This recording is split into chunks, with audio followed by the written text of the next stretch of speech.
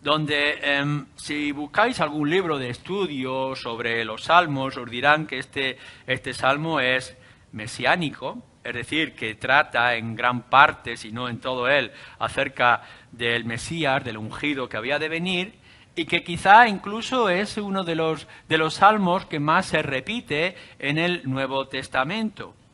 Y leemos en el Salmo 22, versículo 18, describiendo todo el maltrato que se le da al siervo de Dios, dice: repartieron entre sí mis vestidos y sobre mi ropa echaron suertes.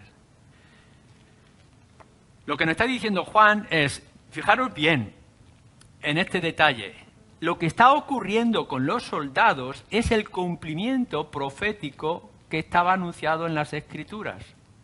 Y entonces se nos despierta un inmenso interés, necesidad de saber. Algunos dicen que son más de 300 profecías las que se cumplen en nuestro Señor Jesucristo.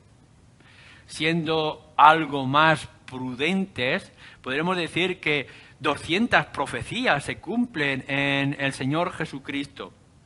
Para no gastar muchos libros y mucho tiempo, podremos decir que hay 100 profecías que se cumplen en el Señor Jesucristo, cosa que no se puede dar en ningún otro lugar y en ningún otro personaje.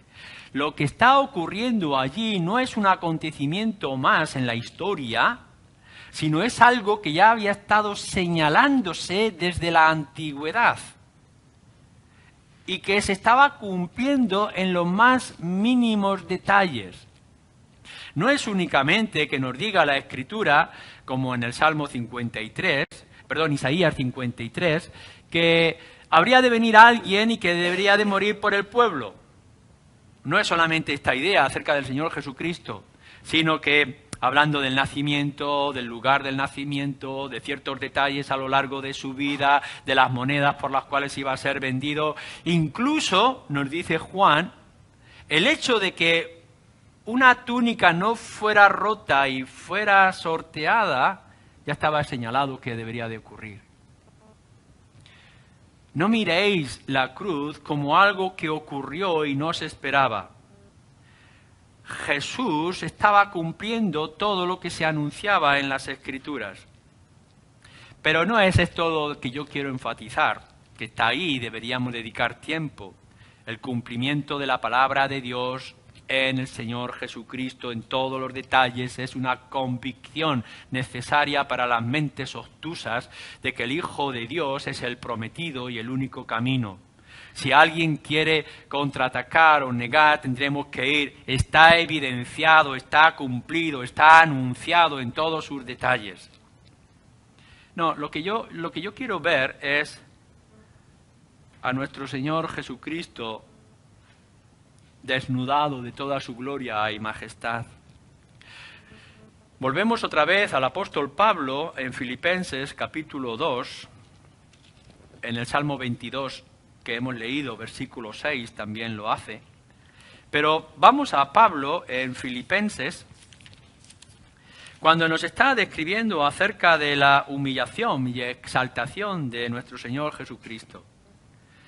Dice, entre todo lo que es la obra del siervo, que es Jesús, versículo 7, sino que se despojó a sí mismo tomando forma de siervo, hechos semejantes a los hombres, y estando en la condición de hombre se humilló a sí mismo. Se despojó a sí mismo. ¿Hasta qué punto nuestro Señor Jesucristo se despoja de su gloria y majestad? Bueno, ya es un milagro extraordinario que Dios se haga hombre, que se digne a nacer de una mujer sencilla en un pequeño lugar de Judá. Y ya es extraordinario que nuestro Dios, creador de todas las cosas, se mueva en medio de nosotros en forma de criatura. Y que se haya dignado a Dios hacerse hombre para cohabitar en medio de nosotros y de vivir como nosotros vivimos. Y lo vemos como un niño, y lo vemos como un carpintero, y lo vemos comiendo pescado con unos pescadores sencillos, pero va más allá. Nos dice las Escrituras que de tal manera se despojó que cuando llegan dos discípulos buscándole a él para seguirle, les recuerda que el Hijo del Hombre no tiene ni aun siquiera donde recostar la cabeza. Tal es el desprendimiento de su gloria que incluso tiene que ser alimentado o cuidado con el dinero que las mujeres podían añadir a la bolsa de la cual Judas también robaba. Que él, conociendo y pudiendo hacer todas las cosas, estuvo limitado y tuvo que soportar todas las dificultades como cualquiera de nosotros. Y que incluso, nos dice la Escritura, en su humillación completa, en su despojarse, además de esto, tuvo que ser tentado durante 40 días por Satanás, otra criatura. O lo podemos ver insultado y acusado, y aún él ni siquiera abrió su boca para defenderse. Pero vamos más allá. No es únicamente su encarnación, no es únicamente las limitaciones que tuvo que experimentar, no son los insultos y las acusaciones, sino que además le hacen llevar su propia cruz para ser clavado en ella. Él, que podría haber defendido o haber enviado una legión de ángeles para que pudieran defenderle. No solamente eso, sino que se deja desnudar y se desprende de todas las cosas. Y su pobre ropa que podría tener es repartida entre sus ejecutores. Fijaros bien lo que nos está diciendo aquí las Escrituras. ¿Recordáis el primer Adán? Nos dice que el primer Adán que nos representa era tal su culpa y su vergüenza que tuvo que ser cubierto con pieles de animales y que eso lo tuvo que proveer Dios. Así que nos miramos a nosotros que somos culpables, arrogantes, engreídos, y esto nos produce tal vergüenza y humillación que es el Padre mismo que tiene que taparnos. Y ahora lo que nos está diciendo aquí es que el segundo Adán, que es perfecto y santo y sin culpa, que todo lo que hay en él es justicia y santidad y hermosura, se desprende de toda ella para hacerse horrible a los ojos de los hombres y ser clavado desnudo en una cruz. En otras palabras, y este es uno de los grandes misterios, gloriosos misterios de las Escrituras, lo que a ti te cubre por tu culpa es lo que Cristo ha ganado con su desnudez. Tú ahora puedes caminar en justicia y en santidad porque nuestro Señor Jesucristo se despojó por completo de toda su dignidad. El segundo Adán tuvo que ser desnudado para tú ser vestido. Toda tu dignidad, toda tu dignidad es la suya. Si hay algo hermoso, hay algo santo, hay algo digno ante los ojos de Dios, no lo has ganado tú. No son tus ropas, sino que son las suyas. Te deja vestido de justicia. Esto es extraordinario. Claro que sentimos estupor y sentimos vergüenza y sentimos lástima, sabiendo quién es nuestro Señor Jesús y en esa situación rasgado y maltratado y humillado y desnudo en una cruz. Pero es tu santidad, es tu justificación, es tu justicia delante del Padre, la que allí tienes. Qué hermoso vestido nos ha regalado el Señor Jesucristo con su desnudez, con su despojarse. Vayamos al tercer punto. Hemos podido ver a nuestro Señor Jesús con aquel cartel digno por nosotros, con nuestra culpa, Él llevándola. Hemos visto los soldados desnudándole y sorteando, repartiendo sus ropajes, su vestido, ahora es el nuestro. En el versículo 25 nos señala al grupo de personas que estaban alrededor de la cruz, 25 al 27. Tenemos que pensar, nos dice el Evangelio de Marcos en el capítulo 15 que había mucha gente.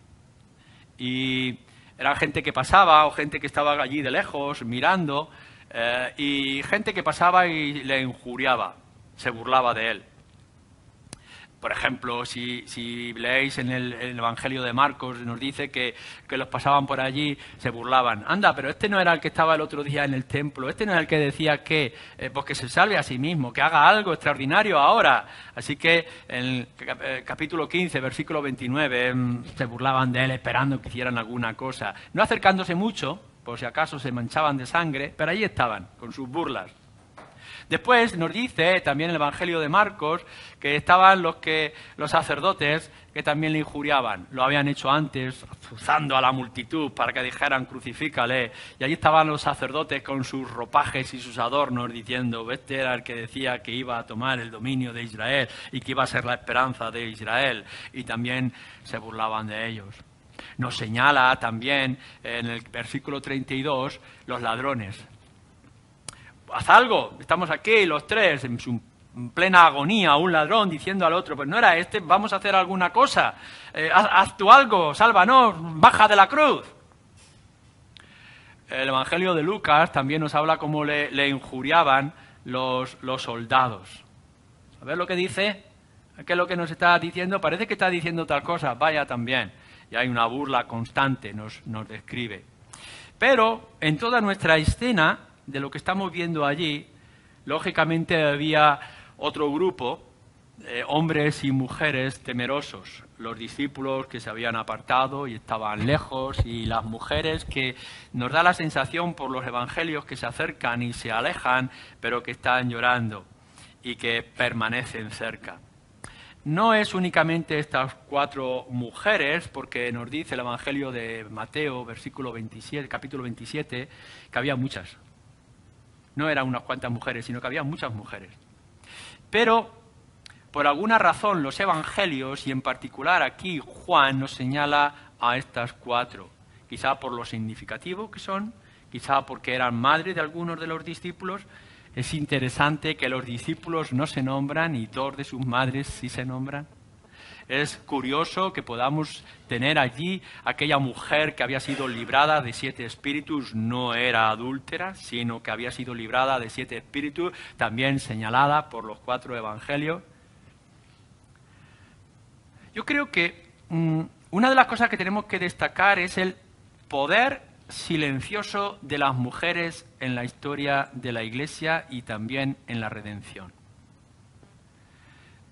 A lo largo del Evangelio podemos ver que son mujeres las que apoyan con su pobre economía, que son mujeres las que permanecen en la cruz o acerca de la cruz, en la muerte, que son mujeres las primeras testigos de la resurrección y por tanto de la proclamación de la resurrección. Y cuando nosotros entramos en el libro de Hechos y a lo largo de todo el Evangelio y de la historia de la Iglesia y en nuestra propia historia podemos ver que el silencio de las mujeres a veces ha hablado más claro y más alto que el de los hombres. Pero aquí nos señala en toda esta relación de hombres y mujeres a nuestro Señor Jesucristo tomando el detalle de dirigirse a su madre. Versículo 26.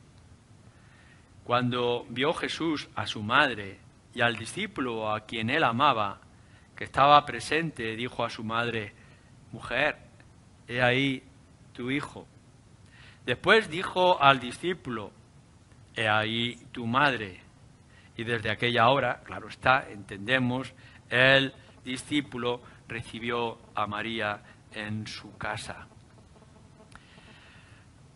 En medio de toda esta situación tan inhumana o sobrehumana que no podemos llegar a calcular en su esencia y en su medida, el Hijo de Dios que ha venido y se encuentra en aquella situación, la agonía, el sufrimiento, la carga de toda la humanidad o de hombres y mujeres sobre la cruz, todo lo que estaba significando el cumplimiento de la voluntad del Padre, el Hijo de Dios, Dios hecho hombre, dando su última palabra justo antes de poder decir la última, consumado es, tiene una muestra de afecto por su madre, el afecto de Cristo.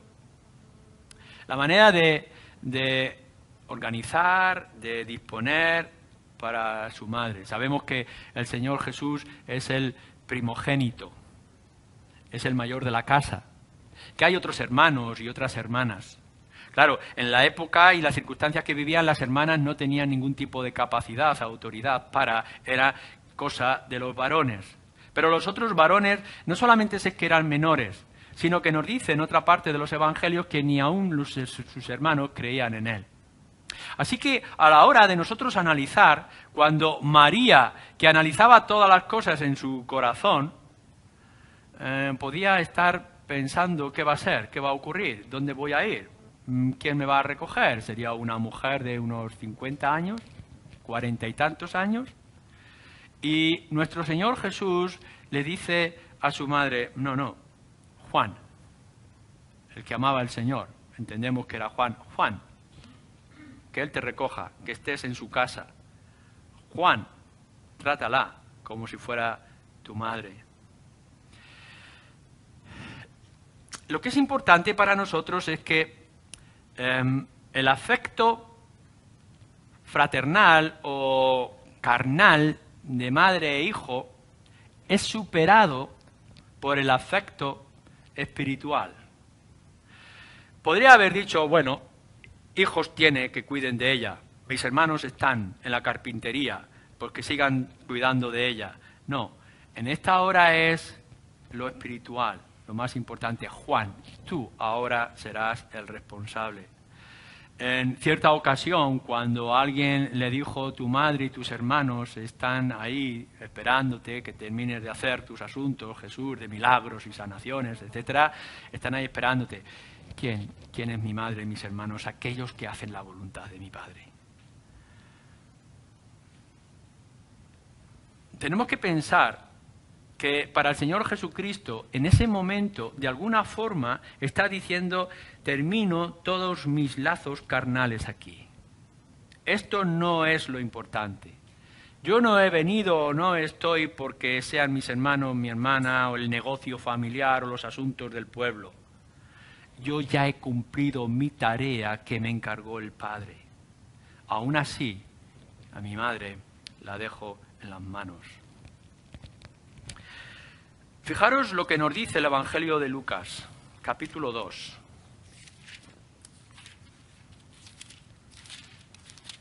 Hay un sabio, temeroso de Dios, que tiene unas palabras importantes acerca de aquel niño que ha nacido. Y en el versículo 34 dice, Simón dijo a su madre María, he aquí, este está puesto para caída y para levantamiento de muchos en Israel, y para señal que será contradicha. Y una espada traspasará tu misma alma, para que sean revelados los pensamientos de muchos corazones. Está hablando del Señor Jesús. Todo es quien está ahí para que sean revelados los pensamientos de los muchos corazones. Pero María, tu corazón será traspasado, o tu alma será traspasada. ¿Qué sentiría María cuando estaba viendo a su hijo clavado en la cruz? Nos dice también el Evangelio de Lucas, un poquito antes también, y un poquito después, que María, todas las cosas que ocurrían, meditaba en ellas. Pensaba, ¿qué es lo que está ocurriendo? Sí sé que es el anunciado, el Salvador, el Padre anunciado, la Escritura, cuando fue anunciado su nacimiento, pero aquel niño, su hijo, hijo de ella, y María pensaba y meditaba en todo lo que estaba aconteciendo, magos y pastores viniendo adorándole, ángeles que anunciaban, ¿qué sería todo esto? Y después, cuando el niño ya es un poco mayor y está en las cosas de su padre, otra vez nos señala a María ante las palabras del Señor Jesús, estoy en las cosas de mi Padre.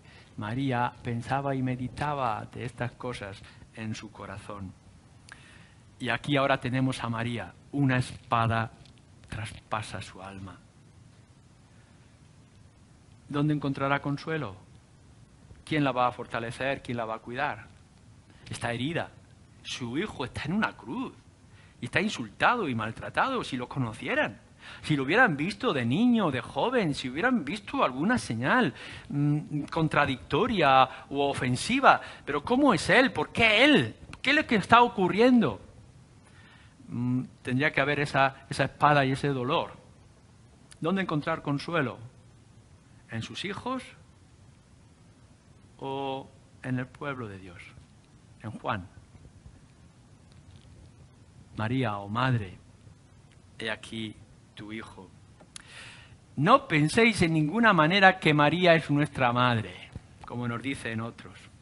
María no tiene ninguna autoridad ni ninguna cosa en la redención. Pero sí pensar en lo que María estaba sintiendo y el refugio que ella debería encontrar. María no tiene lugar, ningún momento preeminente o importante. Constantemente podemos ver a María en un lugar dependiente. Nos tiene que quedar claro cuando estamos delante de la cruz. María no tiene ningún poder, no tiene ninguna capacidad, no tiene ningún don, no tiene ningún control de la situación. María es una mujer traspasada por un dolor inmenso. No es ninguna mujer redentora, mediadora, no tiene ningún tipo de capacidad para defender, para proteger, para ser madre de los espirituales o de los creyentes en forma alguna. Toda la centralidad, toda la importancia, todo el poder, todo el dominio está en Cristo. Y Juan lo ha querido dejar claro. Y tenemos que repetírselo a todos aquellos que nos dicen que María es merecedora de algún tipo de latría, de adoración. No, en manera alguna. María es una pobre mujer que está sufriendo inmensamente y que el único consuelo que va a poder encontrar es meditar en aquellas cosas que ha hecho su Hijo Jesucristo y en la protección que le puede extender Juan, el amado del Señor. Tu atención, toda tu atención, porque es toda tu esperanza y toda tu salvación, como hemos dicho, toda tu belleza, toda tu vestidura, toda tu justicia está en Cristo. No desvíes tu mirada, no desvíes tu fe en ningún otro personaje, sino en Él, porque en Él lo tenemos todo y sin Él no nos queda nada.